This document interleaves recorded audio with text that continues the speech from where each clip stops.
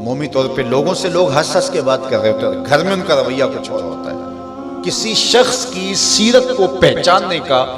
بہترین ضابطہ کیا ہے، یہ دیکھا جائے کہ وہ اپنی بیوی کے ساتھ کیسا ہے، اور یہ ضابطہ خود میرے حضور نے دیا۔ تم میں سے سب سے بہتر وہ ہے جو اپنے اہل خانہ کے ساتھ بہتر ہے، اور میں تم میں سب سے زیادہ اپنے اہل خانہ کے ساتھ بہتر ہوں۔ جب حضور کا وصال ہوتا ہے تو 9 ازواج حضور کے نکاح میں تھے، کسی ایک کو بھی میرے حضور پہ شکایت نہیں تھی۔ یہ حضور کا انصاف، ان کو وقت دینا،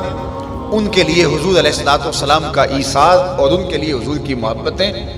حضرت خدیجہ الکبریٰ رضی اللہ تعالی عنہ کا ذکر کرتے ہیں ان کے وصال کے بعد تو حضور کی آنکھیں چھلک پڑتی ہیں، اور جانور ذبح کرتے ہیں اور گوشت کے ٹکڑے ان کے سہیلیوں کے گھروں بھیجتے ہیں۔ حضرت عائشہ رضی اللہ تعالیٰ عنہ فرماتی ہیں میرا ان سے جو رشتہ تھا تو مجھ سے نہ رہا گیا، میں نے ایک دن کہہ دیا حضور آپ اس بوڑھی عورت کا ذکر نہیں چھوڑتے، بڑھاپے کی وجہ سے جس کے ہونٹوں کے گوشے بھی رنگ بدل گئے تھے۔ تو حضور علیہ السلام کے چہرے پہ جلال آیا، فرمایا عائشہ تم مجھے خدیجہ کے بارے تکلیف نہ دو، جب پورے مکے نے میرا انکار کیا تھا اس نے میرا اقرار کیا تھا، میں اس کا ذکر کیسے چھوڑ سکتا ہوں۔ اور حضرت عائشہ رضی اللہ تعالی عنہ فرماتی ہیں کہ حضور تشریف لائے اور میں آپ خورے میں پانی پی رہی تھی، تو حضور نے مجھے دیکھا تو دودھ سے کہا عائشہ تھوڑا سا پانی میرے لیے بھی چھوڑنا، تو فرماتی ہے میں نے پانی چھوڑ دیا، حضور نے میرے ہاتھ سے آب خورا لیا، پینے لگے تو پھر رک گئے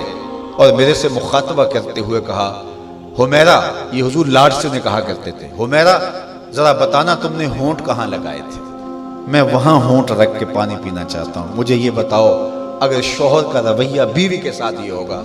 تو گھر جنت کا ٹکڑا بنے گا یا نہیں بنے گا؟ تو تم میں سے بہتر وہ ہے جو اپنے اہل خانہ کے ساتھ بہتر ہے۔ سب سے پہلے آپ کے اہل خانہ آتے ہیں، آپ کے ماں باپ آتے ہیں، آپ کے بہن بھائی آتے ہیں، پھر کلاس فیلوز آتے ہیں، اساتذہ آتے ہیں، یہاں سے ہمارا رویہ خوبصورت ہونا شروع ہو۔ ہم نے دیکھا ہے کہ لوگوں کے ساتھ بڑے اچھے رویے، ماں باپ کے گستاخ ہوتے ہیں، ماں باپ کے بے ادب ہوتے ہیں، دکان پہ گاہک سے ہنس ہنس کے بات کر رہے ہوتے ہیں، لیکن بہن بھائیوں کے ساتھ رویہ تلخ ہوتا ہے، بیوی کے سامنے جا کے فرعون بن جاتے ہیں، ماں باپ کے سامنے جو ہے ان کے رویے کی تلخی ہوتی ہے۔ سارا دن جی ہمارا پیشہ ایسا ہے لوگوں سے ہنس ہنس کے بات کرنی ہے، لیکن جن سے آپ ہنس کے بولیں گے ماں کے کلیجے میں ٹھنڈ پڑ جائے گی اور باپ نہال ہو جائے گا، اس کے سارے دن کی تھکن اتر جائے گی، اس سے ہنس کے نہیں بولتے ہم سارا دن کے تھکے ہوئے آئے ہیں، سارا دن کس سے ہنس ہنس کے بولتے رہے ہو، یہ تمہارا اخلاق نہیں تھا، یہ تمہاری بناوٹ تھی، یہ تمہارا تصنع تھا۔ جو اخلاق ہے وہ حقیقت میں اس کا روپ نظر آتا ہے اپنے ماں باپ کے ساتھ، اپنی بیوی کے ساتھ، اپنے بچوں کے ساتھ، اپنی کلاس فیلوز کے ساتھ، اپنے دوستوں کے ساتھ، اپنے اساتذہ کے ساتھ۔ اگر تمہارا رویہ ٹھیک ہو گیا تو پھر تمہارا دوسرے لوگوں کے ساتھ رویہ بھی ٹھیک ہے، لیکن اگر ان کے ساتھ رویہ ٹھیک نہیں، دوسروں کے ساتھ رویہ آپ کا اچھا ہے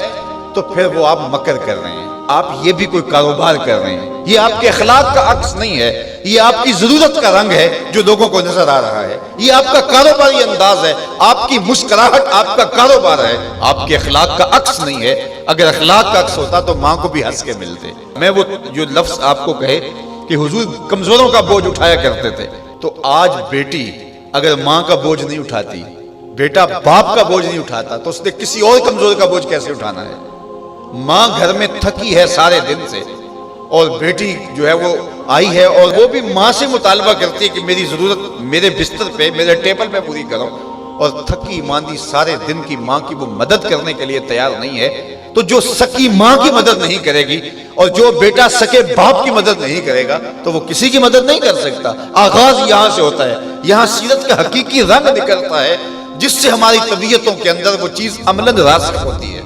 اس لیے میں اور آپ حضور کی سیرت کو اپنی روح کے اندر اصل طور پہ اتاریں اور وہ ہمارا جزو لا ینفک بن جائے، وہ ہماری فطرت ثانیہ بن جائے، وہ ہماری عادت کا حصہ بن جائے، اور وہ خوشی اور وہ مسکراہٹ جو محض کاروبار کے لیے اور عادت کے لیے نہ ہو بلکہ انسان کی طبع کا حصہ ہو، وہ آپ کے غم غلط کرے گی، وہ آپ کو طمانینت قلب دے گی، وہ آپ کو قرار باطن عطا کرے گی۔ ویسے ہنس ہنس کے بولیں تو وہ ایک مکر ہوگا، اس سے تو جبڑے تھک جائیں گے، اس سے تو جو ہے وہ آپ کو کچھ فائدہ ہونے والا نہیں ہے۔ تو آئیے میں اور آپ اپنے آپ کو حقیقی عملی زندگی کی طرف لے جائیں۔